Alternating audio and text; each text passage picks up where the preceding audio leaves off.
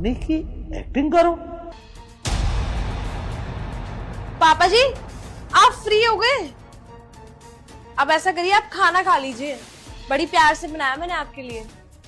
क्या दाल चावल? हाँ पापा जी। अच्छा अच्छा ठीक है।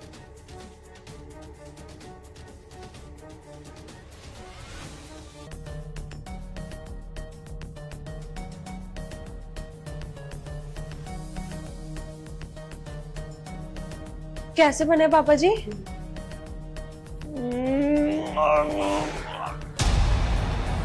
क्या हुआ पापा जी? क्या हो रहा है? तूने क्या कर दिया बेटा ये? नहीं पापा जी मैंने तो कुछ भी नहीं किया, मैंने तो बहुत प्यार से खाना और बनाया था आपके लिए। क्या हो रहा है आपको? खाना तो चावल खा दे मेरे दाल। पापा जी क्या हो रहा है आपको? आप सही तो हो ना पापा जी?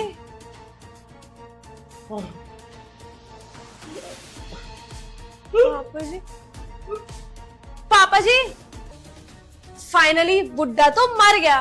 वैसे भी इस प्रॉपर्टी में ना नाग की तरह बैठा हुआ था, परेशान कर रखा था मुझे। मैं तो कब से चाह रही थी ये बुड्ढा मर जाए, काम तमाम हो जाए इसका, ये प्रॉपर्टी फिर मेरी हो जाए, राज करूंगी इस प्रॉपर्टी पे। और वैसे भी इस बुड्ढे के बैंक में बहुत पैसा था, वैसे तो देता नहीं, कम से कम इसके मरने के बाद ही ले लूंगी। उससे मैं गोल्ड खरीदूंगी, इन्वेस्ट भी करूंगी और इसके बैंक से निकाल के अपने बैंक में डाल लूंगी। और वो तो अच्छा हुआ कि इसके खाने में मैंने जहर मिला दिया। ये आइडिया मुझे पहले क्यों नहीं आया? वैसे तो मेरा दिमाग बहुत चलता है, इस बुड्ढे के मामले में नहीं चल रहा था बस। लेकिन अब जो भी हो, फाइनली काम तमाम तो इसका हो ही गया ना। अच्छा काम तमाम हो गया। पापा जी आप तो अभी मर गए थे, अब अचानक से जिंदा कैसे हो गए?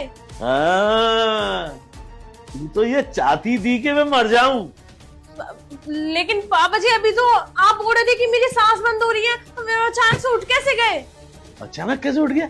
हाँ क्योंकि इस खाने में कुछ था ही नहीं। ऐसे कैसे? इसमें कुछ भी नहीं है, मैंने तो अपने हाथों से मिलाया था ना इसमें। फिर आपको कुछ हुआ क्यों नहीं?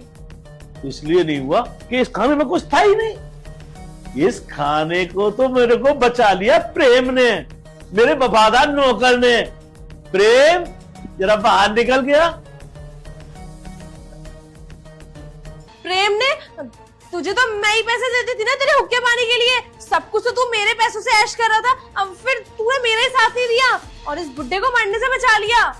वो मेरा वफादार है, उसने मुझे जिस समय खाने में तू जहर मिला रही थी ना, उस समय ये पर्ची लिख के दे दी थी, मरने की एक्टिंग करो, और जहर ये रहा।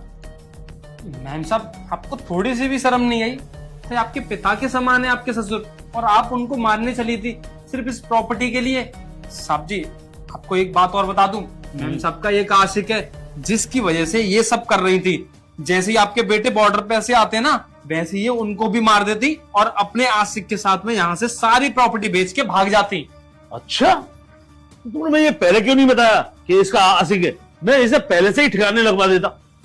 हाँ तो मैं प्यार करती हूँ उससे, मैं नहीं करती आपके बेटे से प्यार, मुझे नहीं रहना था उसके साथ, इसलिए मैं ये सारी प्लानिंग कर रही थी। मुझे उसके साथ रहना था और मैं शादी से पहले से उससे प्यार करती थी। वो तो घर वालों ने जबरदस्ती करके मेरी शादी करवा दी, मुझे मजबूरन करनी पड़ी। तो ये एक मिलिट्री वाले और एक पुलिस वाले की बहू होते हुए शर्म नहीं आई? ये गलत कदम उठा रही है।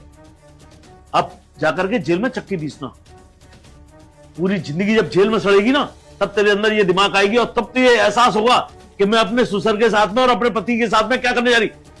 इसके आशिक का भी पता करो, प्रेम कौन है, उसको भी जेल भिजवाएंगे और इसको भी, दोनों के दोनों अटेम्प्ट टू मर्डर के केस में अंदर जाएंगे। चल चुपचाप थाने, मां महिला पुलिस ही तेरी खबर लेगी। चल।